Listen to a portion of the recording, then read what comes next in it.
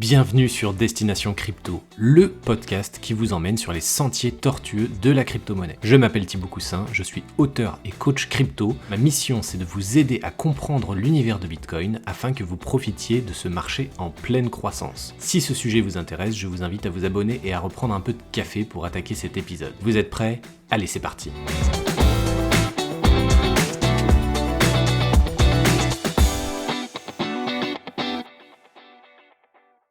Bonjour à tous, bienvenue dans ce nouvel épisode de podcast où j'ai la chance d'être avec Mélissa Desdé, Product Owner Blockchain à SmartChain et cofondatrice de Startin Blockchain. Donc merci Mélissa d'être avec moi. Aujourd'hui, comment vas-tu? Avec plaisir, ça va très bien et toi Thibaut? Bah écoute, moi je vais toujours bien, j'adore interviewer plein de personnes qui viennent d'horizons différents, donc j'ai hâte de voir ce que tu vas pouvoir apporter à la discussion et je pense que tu as plein de choses sous la main. Alors, est-ce que tu peux nous faire un rappel de ton parcours et comment le Web3 s'est intégré dans ton quotidien, s'il te plaît? Avec plaisir. Donc pour commencer sur mon parcours, je vais commencer du coup sur ma classe prépa ATS. Donc c'est, une classe prépa qui est pas très connue du grand public. Il y a encore très peu de personnes, qui passent par cette classe prépa. C'est une prépa qui dure 1 an et qui se fait en parallèle d'une licence éco-gestion. Donc j'ai obtenu ma licence éco-gestion et en parallèle, je me préparais pour intégrer, les écoles de commerce. À la suite de quoi, du coup, j'ai intégré l'EM Lyon. Pendant cette, année de prépa, justement, c'est là que j'ai découvert la blockchain. C'était au sein, d'une semaine qui s'appelait les GECO, les Journées de l'économie, où j'avais assisté à une conférence sur la blockchain et à ce moment-là, je me suis dit: «OK, elle est très sympa cette technologie, j'aimerais bien en connaître un petit peu plus sur la techno». On a eu quelques petits cours, de ma prof de prépa à ce moment-là, Nathalie Corneau, qui était une super prof qui nous a bien expliqué un petit peu, ce qu'était la blockchain et en intégrant le Lyon, du coup, par la suite, j'ai, avec quelques amis, créé, du coup, la branche Cryptosphère Lyon. Donc Cryptosphère qui est une association étudiante, donc la première association étudiante, française, pour démocratiser la blockchain et tous les enjeux de la blockchain. Donc avec un groupe d'amis, on a créé la branche, Lyon de Cryptosphère. Malheureusement, ça n'a pas pu être une branche Cryptosphère EM Lyon parce qu'il y avait des petits, conflits de scope avec d'autres associations. Mais on a décidé d'enclencher, le processus pour pouvoir créer la branche, à Lyon, avec, l'INSA, École d'ingénieurs.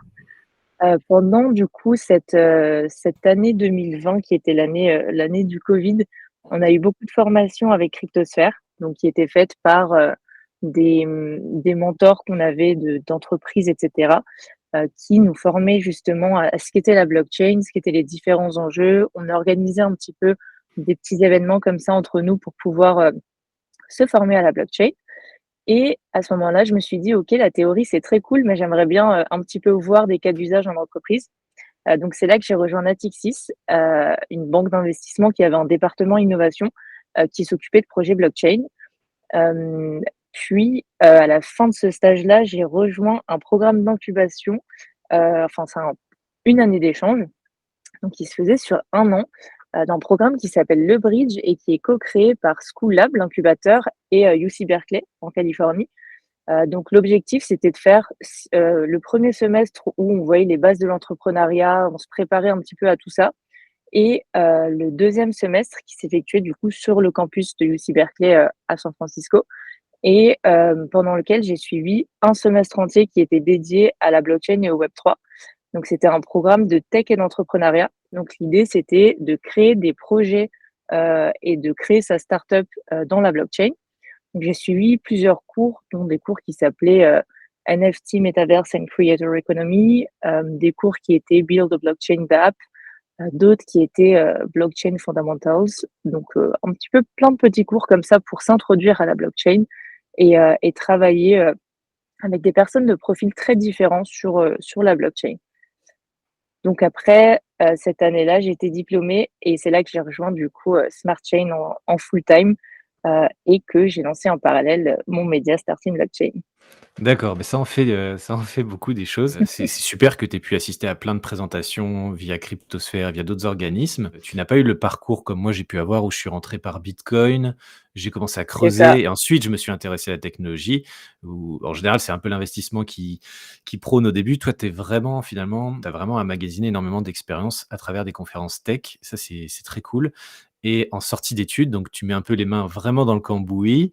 On va revenir quand même sur ton stage chez Natixis en 2021. Dans ton périmètre d'activité, j'ai vu que tu avais une partie concernant le développement d'une solution logistique basée sur la technologie blockchain. Est-ce que tu peux m'en dire un peu plus là-dessus, s'il te plaît? Yes, cette solution, elle s'appelle Marco Polo. Elle est développée par une start-up irlandaise.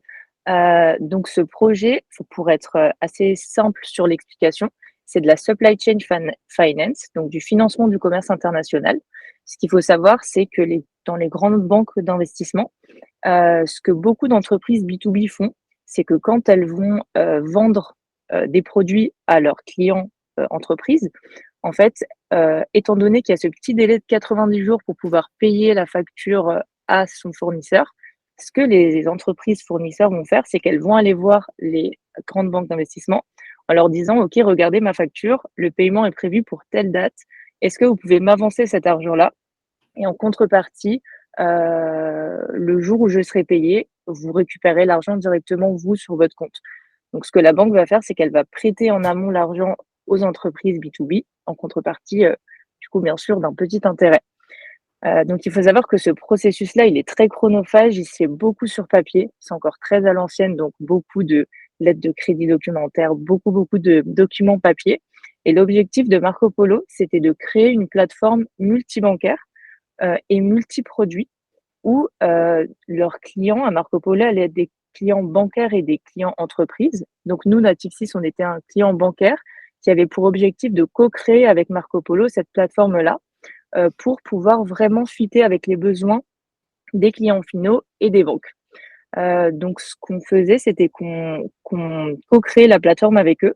On les mettait en relation avec des clients qu'on avait nous, des clients du CAC 40 notamment, qui allaient aussi co-construire de leur côté avec eux. Donc ce qu'on faisait, c'est qu'on faisait des parallel runs, ce qui fait qu'on simulait à chaque fois en temps réel, ce qui se serait passé si on était passé par la blockchain, à la place de passer par ce processus très papier.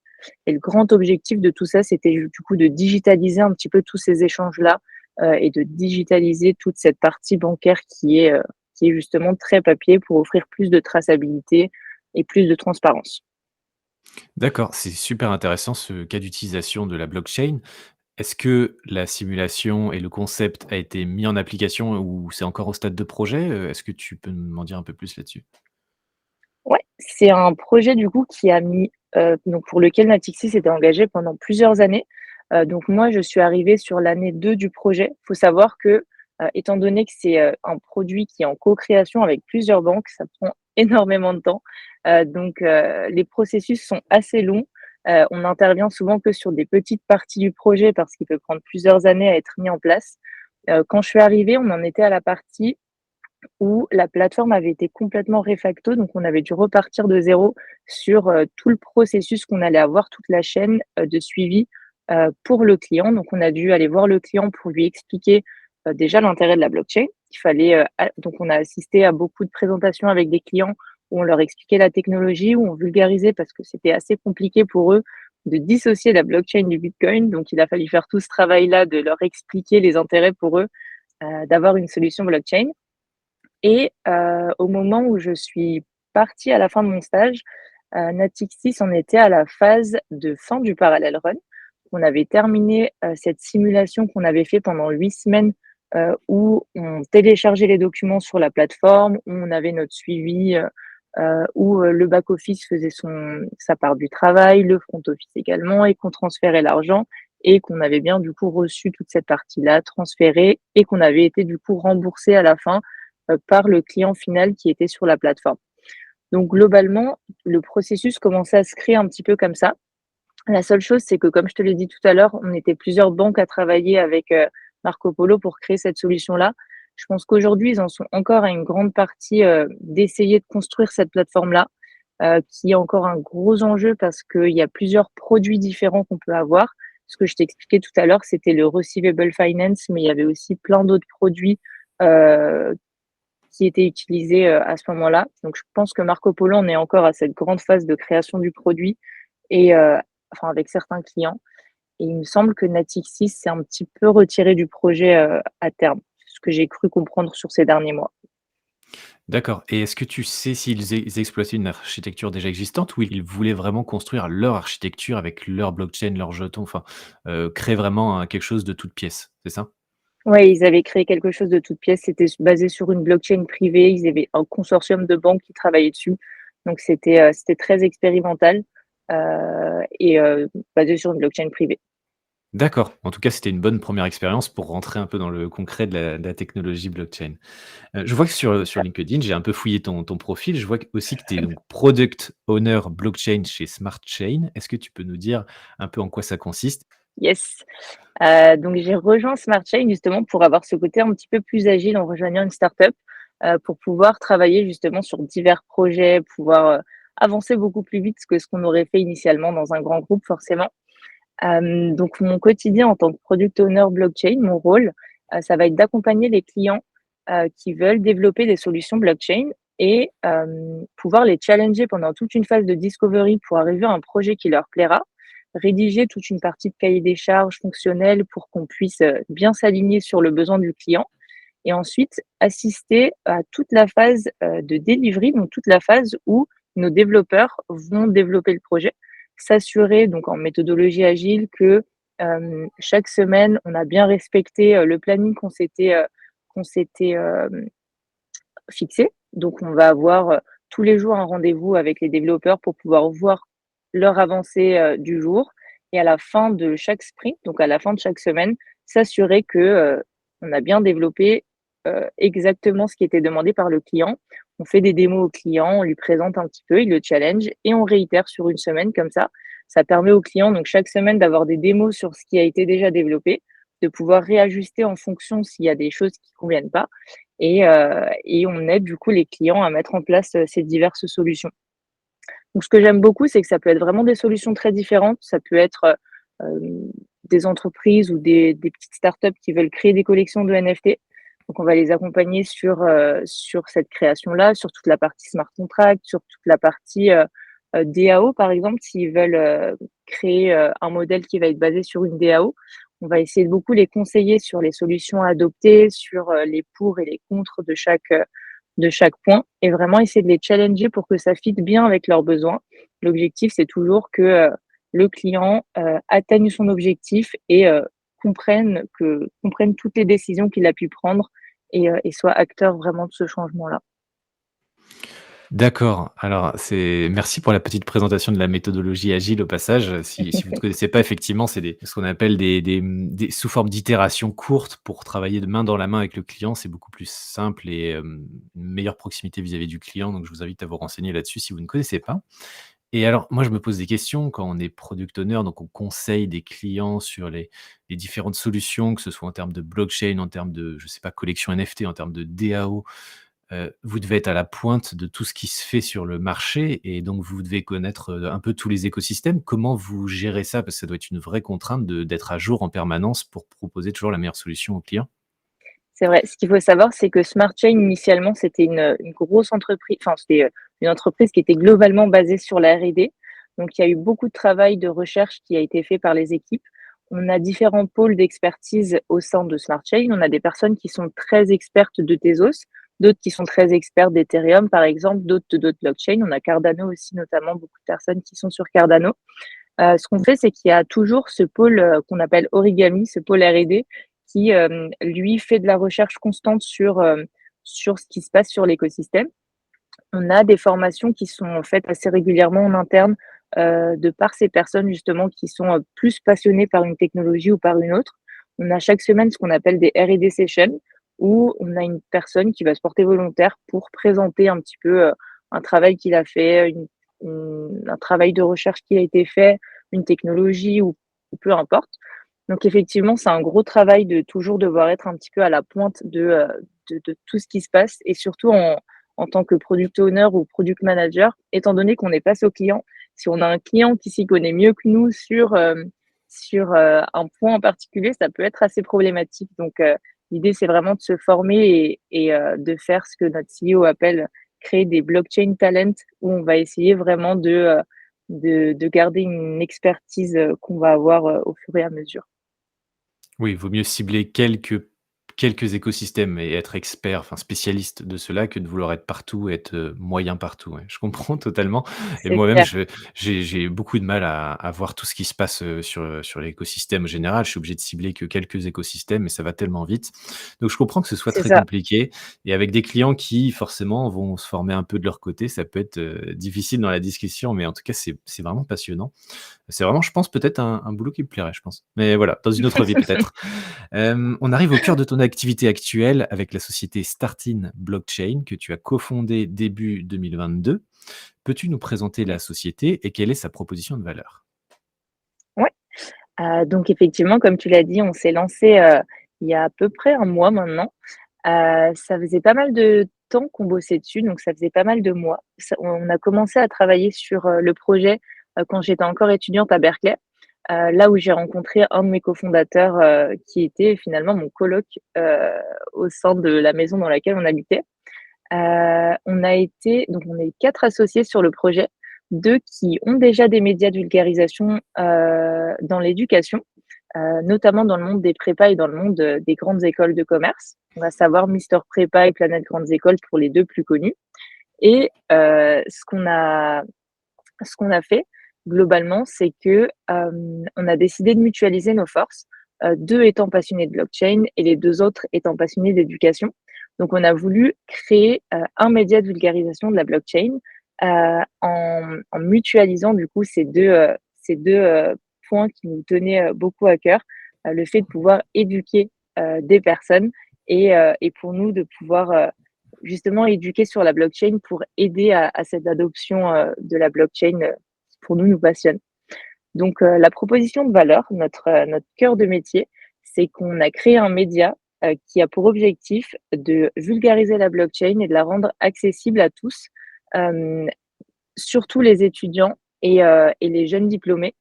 Donc toutes les personnes qui sont curieuses un petit peu de comprendre ce que c'est que la blockchain, mais qui entendent parler de blockchain, qui entendent parler de crypto, qui entendent parler de NFT, qui confondent un petit peu tout ce qui se passe, qui comprennent pas trop et vraiment de leur donner les bases, les clés pour réussir à comprendre et se créer un esprit critique, se développer son propre esprit, un petit peu basé sur le DYOR, donc le DYOR, Do Your Own Research.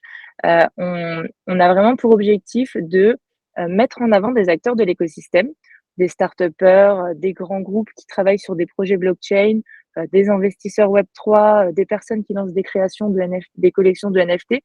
Notre objectif, c'est vraiment, hem, d'expliquer des cas d'usage pour, faciliter la compréhension de chacun. OK, super, et ça se concentre essentiellement sur la technologie ou est-ce qu'il y a quand même une partie d'investissement, marché, qui est prise en compte dans le programme, on va dire? Ça se base surtout sur, l'éducation. On a une grande partie qui s'appelle Blockchain 101 où vraiment on repart des bases, de la technologie, des cas d'usage sur les NFT, les métavers, la blockchain en tant que telle, en tant que technologie, comprendre ce que c'est que les cryptomonnaies. On part pas sur la partie investissement. On a quelques articles qui expliquent du coup, des processus de DeFi, des processus de VC et cetera. On va un petit peu comparer ce que les VC et les DAO vont faire de similaire ou autre. On va essayer un petit peu justement de couvrir toutes ces choses-là, mais sans jamais pousser à investir, sans jamais, faire de conseils en investissement. Notre objectif, c'est vraiment, de montrer tout ce qui se passe et de mettre en avant des projets, qui justement, sont basés sur cette technologie-là. D'accord et vu que vous êtes encore un peu au tout début, si je puis dire, il y a beaucoup de challenges, il y a encore beaucoup de barrières à lever. Vous avez la tête dans le guidon. Est-ce que tu peux nous donner, 2-3 grands jalons à venir, importants pour Starting Blockchain? J'imagine qu'il y a forcément la production de contenu, mais il y a aussi, Ouais. tout le réseau à développer auprès des écoles, auprès des partenaires. Enfin voilà, est-ce que tu peux me donner un peu d'informations là-dessus? Bien sûr. Là, on a toute notre partie, de création de contenu. Donc, on a notre site internet sur lequel on poste des articles, régulièrement, donc des articles assez courts qui vont, soit revenir expliquer certaines bases, de cours, soit, expliquer, ce qui se passe dans l'actualité. On a un grand volet interview où on a décidé du coup de s'approcher justement de ces acteurs-là de l'écosystème pour pouvoir les mettre en avant. On a du coup des interviews sous format, article qu'on va juste, lire et lire l'interview de la personne. On va avoir des interviews vidéo dans lesquelles on se déplace directement, chez, les différentes entreprises, chez les personnes pour pouvoir les interviewer, directement, en face à face et faire tout ça sous format vidéo. Donc on essaye vraiment de développer, actuellement toute cette partie interview-là. On a toute une partie sur les réseaux sociaux. On est très axé du coup sur, LinkedIn et sur Instagram notamment pour le moment. Instagram, où on a vraiment des parties très courtes où, on peut simplement aller scroll, vers la gauche pour pouvoir, lire très simplement des petites parties sur des thématiques en particulier. Donc vraiment là, d'un aspect vraiment très rapide et très court et on commence à planifier, toute cette partie, TikTok et création de contenu très rapide en vidéo aussi. Parce qu'on nous a dit justement que les vidéos plaisaient beaucoup, on nous a beaucoup demandé de passer à du format vidéo. Donc on va essayer de s'adapter, à cette demande qu'on a eue pour créer également du contenu vidéo et on a du coup tout ce grand challenge effectivement comme tu l'as dit de se faire connaître. Donc de créer des partenariats avec des entreprises, de créer des partenariats avec des écoles. On co-organise déjà des événements avec des écoles, de commerce, donc on en a prévu une pour début janvier, qui va arriver du coup, au début de l'année 2023. Hem, on a également, des écoles d'ingénieurs qui se sont tournées vers nous pour pouvoir mettre en avant, des conférences qu'ils organisent ou des événements qu'ils sont en train d'organiser. Donc on essaye justement effectivement, à terme de commencer à se structurer, à créer nos partenariats et à être présent un petit peu partout où on peut l'être en assistant à des événements, les retranscrivant sur nos différents réseaux. Donc ça va être, un gros step, à l'avenir, cette partie, de se faire connaître et de faire grandir notre audience, on va dire. Oui, je pense qu'il y a beaucoup de boulot en perspective pour vous parce que vous êtes une petite équipe, ultra motivée, ultra, dynamique, donc ça c'est bien, mais, produire du contenu c'est une chose, mais après, produire sur chaque format de réseaux sociaux, moi je vois que ça prend un temps de folie. C'est Plus clair, développer le réseau, ça prend aussi beaucoup de temps et ça mobilise beaucoup d'énergie. Donc, en tout cas, c'est un très beau projet et l'éducation sur cet univers-là, moi c'est aussi mon cœur de métier, donc, on a des synergies et c'est très cool du coup que je te reçoive aujourd'hui dans ce podcast. clairement. Alors, quelles sont les thématiques ou les cas d'utilisation du Web3 qui te plaisent le plus, toi personnellement? Moi, personnellement, ce que j'adore dans le Web3, c'est toute cette partie décentralisation, toute cette partie où on enlève justement les intermédiaires et on arrive vraiment à du peer to peer. Je pense que justement l'écosystème dans lequel on est maintenant fait que, les GAFAM ont pris un une grosse place, on va dire, dans notre quotidien et pour la majorité des personnes, en fait, elles le savent même pas vraiment qu'il y a toutes ces informations-là qui sont vendues, que qu'en fait, on n'est pas du tout libre de ce qu'on poste sur internet et ce que j'adore dans le Web3, c'est que ça amène vraiment, à nouveau les utilisateurs au centre de tout cet écosystème-là.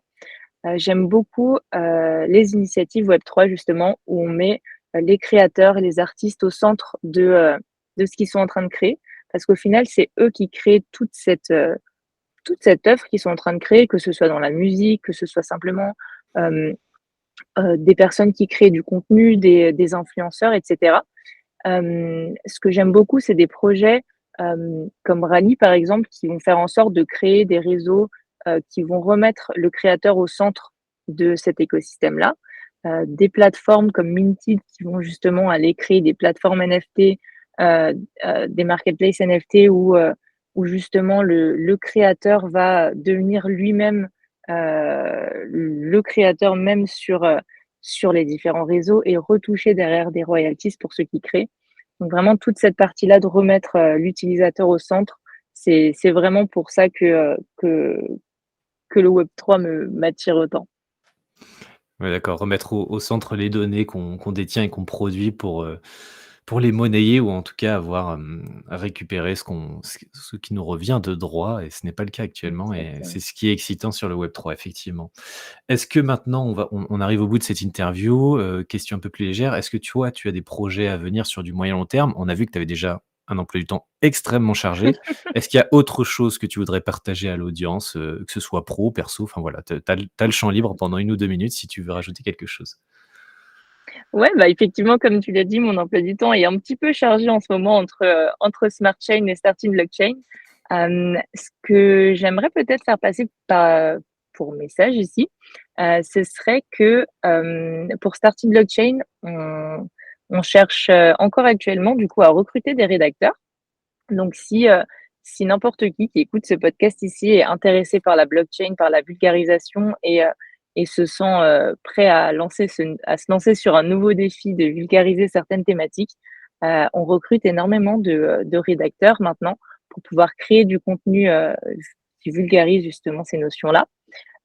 Et pareil pour, les partenariats. Aujourd'hui, comme je l'ai dit, on essaye beaucoup de mettre en avant, des start-upers, des membres, de l'écosystème, des personnes qui lancent des projets dans le Web3, hem, même des personnes qui sont dans des grands groupes et qui travaillent sur des projets blockchain qui voudraient, les faire connaître un petit peu au grand public.